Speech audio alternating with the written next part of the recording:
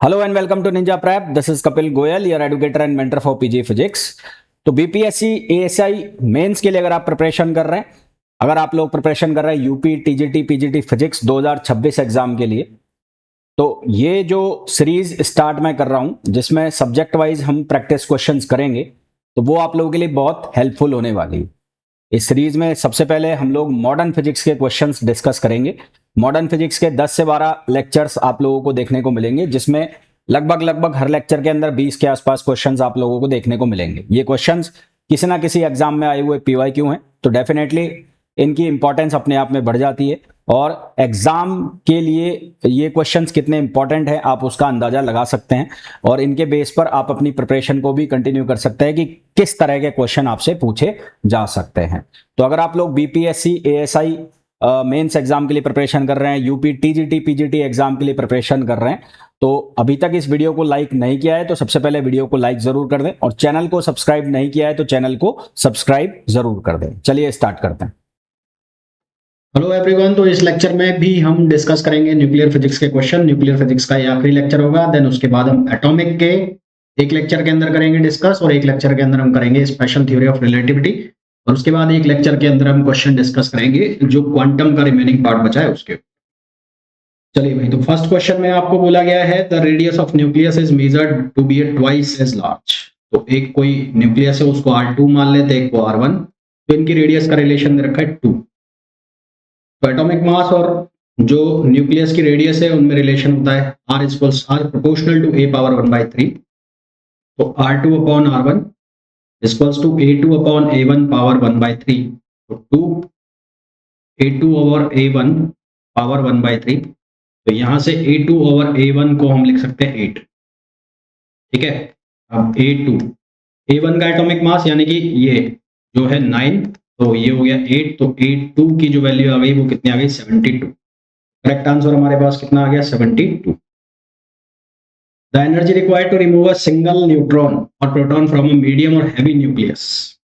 एक heavy nucleus से neutron और प्रोटॉन निकालने के लिए कितनी एनर्जी चाहिए? तो उसके लिए कम से कम 10 मेगा इलेक्ट्रॉन वोल्ट एनर्जी चाहिए। Next question, the intrinsic electric dipole moment. Intrinsic electric dipole moment किसी भी न्यूक्लियस का कितना होता है? 0 होता है। नेक्स्ट क्वेश्चन पे आओ। न्यूट्रॉन और जो प्रोटॉन ग्राफ है, ये ग्राफ स्टेबिलिटी के लिए बनाया जाता है। किसके लिए बनाया जाता है? स्टेबिलिटी के लिए। तो लाइटर न्यूक्लियाइज जो होता है, लाइटर न्यूक्लियाइज नॉर्मली N/Z की जो लाइन है उस लाइन के पास होता है। NZ curve exceed for heavier nuclei. अच्छा, अब जो हैवियर न्यूक्लियाई होते हैं, heavier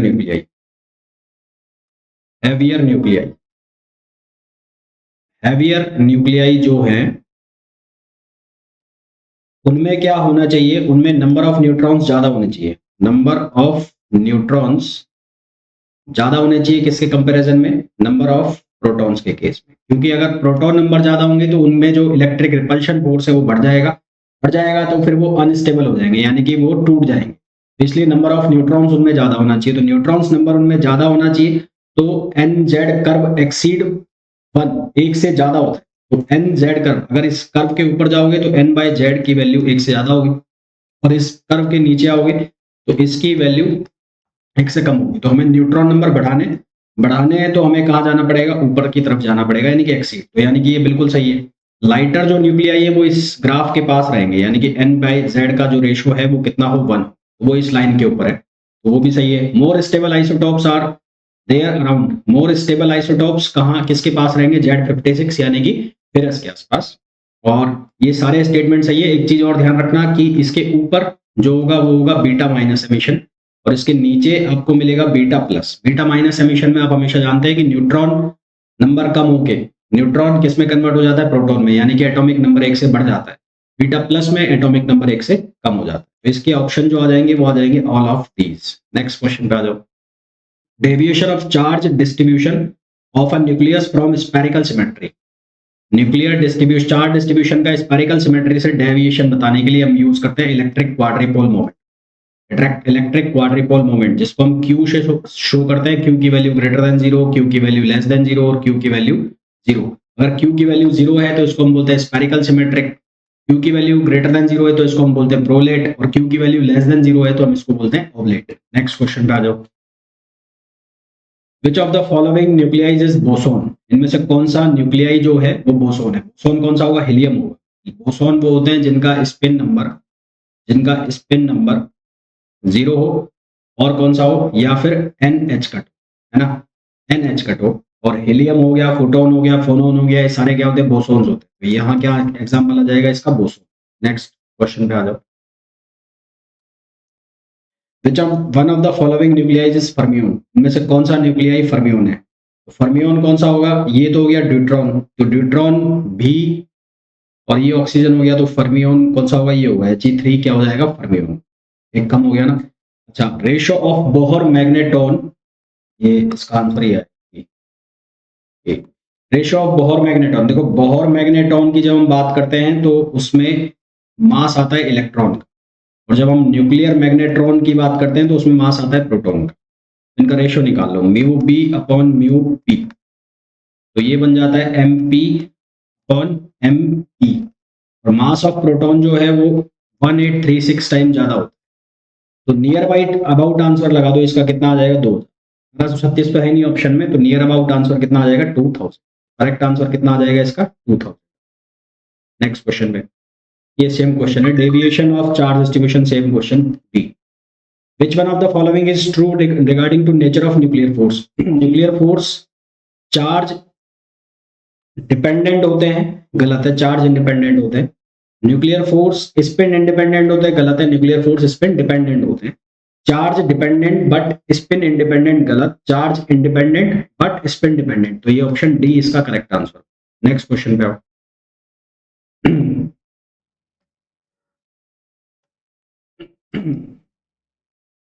Which one of the following is incorrect regarding the nature of nuclear force? Charge independent बिल्कुल सही है, स्पिन डिपेंडेंट बिल्कुल सही है, इनकरेक्ट हमें बताना है। Charge dependent but spin independent, ये गलत है, सी स्टेटमेंट। शॉर्ट रेंज ये सही है। The binding energy per nucleon, binding energy per nucleon maximum होती है फेरस में, फेरस 56 में binding energy per nucleon maximum value देती है। और नेक्स्ट क्वेश्चन पे आओ। विच one of the following nucleus is most stable, इनमें से कौन सा न्यूक्लियस मोस्ट स्टेबल है। मोस्ट स्टेबल कौन सा होगा, BA138। इस पर एक बार चेक करना है, ये एक बार हालांकि लगा लो आंसर, पर चेक कर लेना इसमें, मेरे को डाउट है इसमें, चेक कर लेना। Binding energy per nucleon of nuclei, देखो जो न्यूक्लियाई जिनका एटॉमिक मास 20 से कम है उनकी बाइंडिंग एनर्जी पर न्यूक्लियन जो है वो 8, उनकी बाइंडिंग एनर्जी पर न्यूक्लियन है वो 8 मेगा इलेक्ट्रॉन वोल्ट से कम रहती है। Binding energy per nucleon 8 mega electron volt से कम होती है। जिनका एटॉमिक मास 180 से ज्यादा है उनकी बाइंडिंग एनर्जी पर न्यूक्लियन भी 8 मेगा इलेक्ट्रॉन वोल्ट से कम होती है। 20 to 180 तक जो बाइंडिंग एनर्जी पर न्यूक्लियन है उसकी एवरेज वैल्यू रहती है 8.5 के आसपास। कितनी रहती है, 8.5। यहाँ पर दोनों का आंसर क्या आ जाएगा, सी आ जाएगा, less than 8, less than 8। Next question पे आ जाओ। विच one of the following is isotone. Isotone, isotone का मतलब जिसमें न्यूट्रॉन बराबर हो। इसके नंबर ऑफ न्यूट्रॉन निकालो, 13 - 11 कितना हो गया, 12। तो हमें इनमें से ऐसा चाहिए जिसमें नंबर ऑफ न्यूट्रॉन क्या हो, 12। नंबर ऑफ न्यूट्रॉन 12 कहाँ पे दिख रहे हैं, यहाँ पे दिख रहे हैं, क्योंकि इसको आप लिखोगे 12 Mg24, तो 24 - 12 करोगे 12 बचेगा, तो 12 answer. Which one of the following is an isobar. Isobar मतलब जिनके एटॉमिक मास सेम हो। K40, 40 किस में दिख रहा है, यहाँ इसमें ही दिख रहा है, तो ये आंसर आ गया। आइसोबार का मतलब होता है atomic mass same.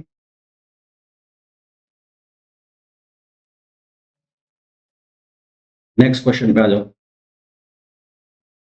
The nucleus which is an isotope of Cl17। Cl17 यानी कि क्लोरीन का आइसोटॉप। आइसोटॉप का मतलब Z की वैल्यू 17 हो, तो ये गलत, ये गलत। Z की वैल्यू 17 केवल कहाँ आ रही है, यहाँ आ रही है।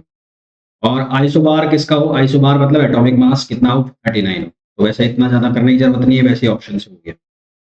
The nucleus which is an isotope, isotope मतलब जिसका एटॉमिक जो नंबर है वो 17 हो, 17 सभी में यहाँ पर। और आइसोटोन ऑफ, आइसोटोन मतलब नंबर ऑफ न्यूट्रॉन्स, तो 38 - 18, तो 20 जिसके क्या हो, नंबर ऑफ न्यूट्रॉन्स हो।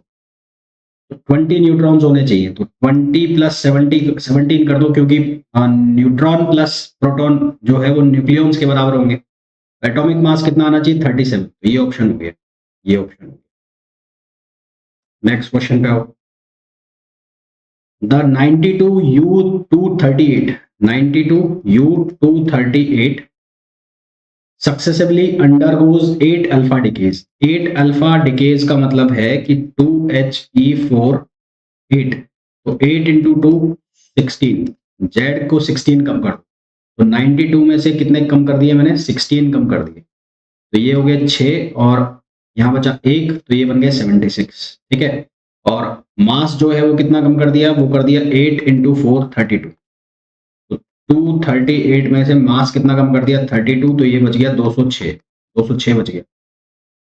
और बीटा में तो मास में चेंज होगा ही नहीं, तो आपको ऐसा चीज इसमें 206 आ रहे हो, तो उसमें यही आ रहा है, अभी इसको कर लेते हैं।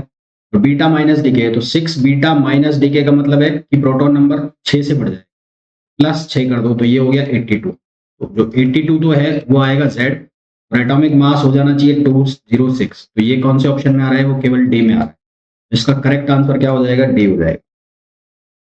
नेक्स्ट क्वेश्चन में बोला गया है the uranium decay series starts with uranium decay 92U235, start होती है, एंड कहां पर होती है? 82PB207। How many alpha? तो अल्फा डिके कराना है, तो 235 में से 207 माइनस करो पहले, 15 में से 7 कम करो, कितने हुए? 8, और ये हो गया 2 बचे ना 28, तो 28 कब हो सकते हैं? 7 इंटू 4, यानी कि अल्फा डिके कितना है? 7 है, अल्फा डिके 7 है, तो ये दोनों तो कैंसिल हो गए, तो अल्फा जो डिके है वो 7 है, तो 7 इंटू 2 कितना हो गया? 14 हो गया। तो अब माइनस कर दो इसमें से 14, तो 12 में से 4 गए 8, और 8 यहाँ बचा, 8 में से 1 गया 7, ये कितने हुए? 7 हो गए। अब बीटा डिके करना है, बीटा डिके, इसको 878 को कितना बनाना है? मैंने सही माइनस किया है, 12 4 8 7, हमें क्या बनाना है? हमें बनाना है 82, तो इसमें 4 बीटा डिके करने पड़ेंगे ना, तो करेक्ट आंसर क्या आएगा? ये है बी आंसर करेक्ट आएगा, 7 एंड 4। नेक्स्ट क्वेश्चन पे आइए।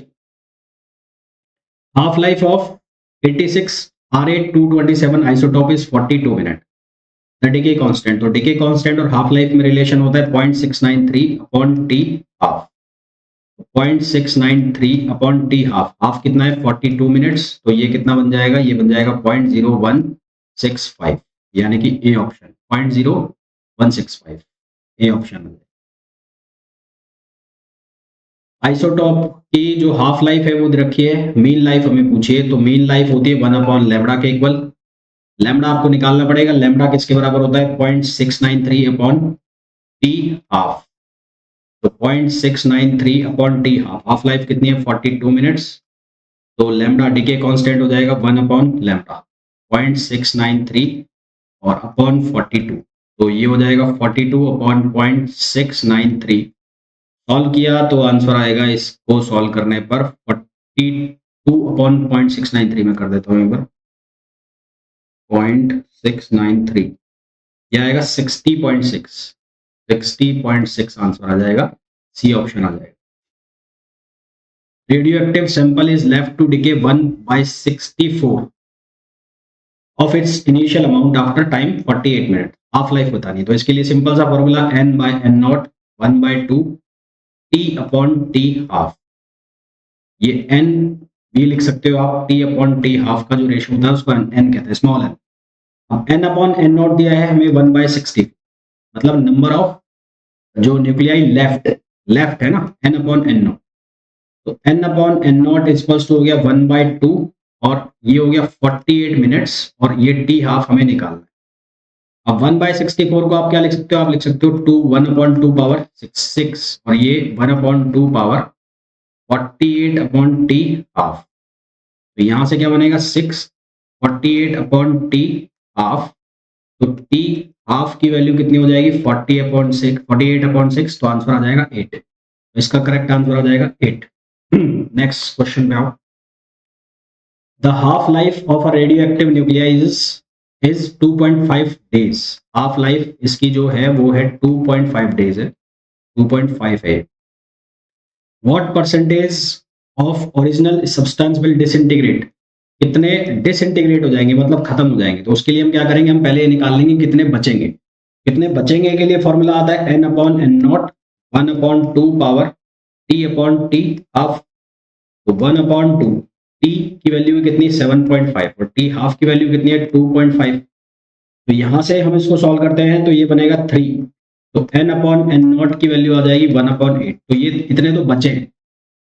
तो डिसइंटीग्रेट कितने हो गए होंगे, डिसइंटीग्रेट जो हो गए होंगे वो हो गए होंगे 1 माइनस 1/8। 1 माइनस 1/8 यानी कि 7/8। इसका परसेंटेज निकालोगे तो कितना आएगा, ये आएगा 87.5%। आंसर आ जाएगा बी। नेक्स्ट क्वेश्चन भाई, the typical energy of alpha particle is, alpha particle की जो एनर्जी की रेंज होती है वो होती है 3 मेगा इलेक्ट्रॉन वोल्ट से 5 मेगा इलेक्ट्रॉन। आंसर आ जाएगा बी। वेलोसिटी की जो रेंज होती है वो होती है 10 पावर 7 मीटर पर सेकंड, ऑर्डर जो होता है इसका। तो आंसर आ जाएगा सी। The origin of fine structure in alpha particle energy spectrum is, origin of fine structure, parent nucleides emit group of alpha particles and the residual nucleides are produces in different discrete energy levels। यही सही है। Polonium 210 emits alpha particle with kinetic energy, alpha disintegration energy। तो इसका formula होता है K equals to Q A-4/A। Q का मतलब होता है अल्फा डिसइंटीग्रेशन एनर्जी और K का मतलब होता है काइनेटिक एनर्जी। काइनेटिक एनर्जी की वैल्यू आपको दी है 5.3। Q हमें निकालना है, A की वैल्यू कितनी हो गई 210 -4/210। तो सॉल्व करेंगे तो हमारे पास Q की वैल्यू आएगी 5.4 मेगा इलेक्ट्रॉन। तो करेक्ट ऑप्शन आ जाएगा A. Next question, the alpha disintegration energy, alpha disintegration energy जो निकाल लिए काइनेटिक गिवन है हमें, तो ये उल्टा कर दिया। तो E यानी कि के E equals to Q A-4/A। इस फॉर्मूला को आप चाहो तो ऐसे भी लिख सकते हो, My/My प्लस M अल्फा। बात वही है, कैसे भी लिख लो इसको, आप ऐसे भी लिख सकते हो। तो के ई, Q की वैल्यू हमें कितनी दी है 10.74 और A-4, A कितना हो गया 212 -4/212। इसको जब सॉल्व करेंगे तो हमारे पास आंसर आएगा 10.54 mega electron volt, 10.54 mega electron volt. Radioactive sample emits two group of alpha particle with energy in the ratio 1:4। तो यहाँ पर रेंज जो है उसका फॉर्मूला होता है range equals to alpha e⁻³ और जो E है वो काइनेटिक एनर्जी है, तो वो किसके बराबर होती है, हाफ mv²। तो E वेलोसिटी की रेंज हमें दे रखी है, range in the ratio, energy का रेशियो हमें दिया है। एनर्जी का रेशियो दिया है कितना 1/4। तो यहां से R 1/R2, ये कितना हो जाएगा E1/E2 और ये रेशियो कितना है 3/2। तो ये कितना हो गया 1/4। तो R1/R2 ये हो गया 1/2, 1/4 पावर 3/2। तो 1/4 को लिख दोगे आप 1/2 की पावर 2, तो 2 से 2 कैंसिल हो जाएगा, तो 1/2 पावर 3। तो ये कितना हो जाएगा रेशियो 1/8। करेक्ट आंसर आ जाएगा 1/8। नेक्स्ट क्वेश्चन पे ये रेडियोएक्टिव सैंपल्स, ये सेम क्वेश्चन है 1/8। द पॉजिट्रॉन डिके और द बीटा प्लस डिके। देखो बीटा माइनस डिके का मतलब होता है कि अगर आपके पास ZXA करके कोई एलिमेंट है, बीटा माइनस की बात कर रहे हैं, तो उसमें Z+1 एटॉमिक नंबर 1 से बढ़ जाएगा और प्रोडक्ट, तो ये यहाँ निकलेगा एंटी न्यूट्रिनो। इसमें क्या हो रहा है, न्यूट्रॉन कन्वर्ट हो रहा है किसमें, प्रोटॉन, है ना, न्यूट्रॉन कन्वर्ट हो रहा है प्रोटॉन, बीटा माइनस में। बीटा प्लस डिके में क्या होगा ZXA, ये हो जाएगा Z-1/A और यहाँ निकलेगा न्यूट्रॉन, ये एंटी न्यूट्रिनो है, एंटी न्यूट्रिनो। और ये जो है ये क्या निकल रहा है, न्यूट्रिनो। तो यहाँ कौन कन्वर्ट हो रहा है, प्रोटॉन किस में कन्वर्ट हो रहा है, न्यूट्रॉन। तो बीटा प्लस डीके में हमेशा एटॉमिक नंबर 1 से डिक्रीज होगा, बीटा माइनस डीके में एटॉमिक नंबर 1 से इंक्रीज होगा। और एक और होता है इलेक्ट्रॉन कैप्चर। तो इलेक्ट्रॉन कैप्चर में क्या होता है, आपके पास कोई एलिमेंट का जो नंबर है वो ऐसे एलिमेंट का इस तरह से दिया है, तो इलेक्ट्रॉन का कैप्चर करा दिया, तो इसमें भी एटॉमिक नंबर 1 से कम हो जाएगा। तो Z-1 YA है ना। और यहाँ पर भी क्या निकलेगा, न्यूट्रिनो। तो ये दोनों एक जैसे होते हैं, कौन से, बीटा प्लस डीके और इलेक्ट्रॉन कैप्चर। ये है इलेक्ट्रॉन कैप्चर। तो इलेक्ट्रॉन कैप्चर और बीटा प्लस डीके लगभग सेम होते हैं, जबकि बीटा माइनस डीके जो है उसमें डिक्रीज हो जाता है इसका एटॉमिक नंबर। पॉजिट्रॉन डीके यानी कि बीटा प्लस डीके कंपीट्स विथ, तो बीटा प्लस डीके किसके साथ जैसा होता है, वो किसके जैसा होता है, इलेक्ट्रॉन कैप्चर के जैसा है ना। किसके जैसा होता है, electron capture. How does the neutron to proton ratio of nucleus change after beta minus. Beta minus decay के बाद जो न्यूट्रॉन है वो किसमें कन्वर्ट होता है, प्रोटॉन में। तो वो क्या होगा, इंक्रीज होगा ना, क्योंकि Z+1 हो जाएगा तो इंक्रीज हो जाएगा। तब तो ये थे क्वेश्चंस न्यूक्लियर फिजिक्स के, जितने भी मेरे को कराने थे आपको वो करा दिए मैंने। अब इसके बाद एक लेक्चर हम एटॉमिक फिजिक्स पे करेंगे, एक lecture special theory of relativity पे, और फिर एक लेक्चर जो रिमेनिंग बचा है क्वांटम में। मैथमेटिकल फिजिक्स में ऑलरेडी 5 लेक्चर हो गए हैं, उसमें कॉम्प्लेक्स के लेक्चर मुझे कराने हैं आपको, 2 लेक्चर कॉम्प्लेक्स के उसमें और होंगे। मैथमेटिकल और मॉडर्न फिजिक्स आज आपका पूरा फिनिश हो जाएगा। देन कल के डेट में हम फिनिश करेंगे वेव ऑसिलेशन को और सॉलिड स्टेट को। फिर रिमेनिंग में एक मतलब जो 7th ऑफ मार्च होगा उसमें मैं रिमेनिंग जितना भी बचा होगा सारा कंप्लीट करूँगा। मिलते हैं नेक्स्ट लेक्चर में। Till then thank you.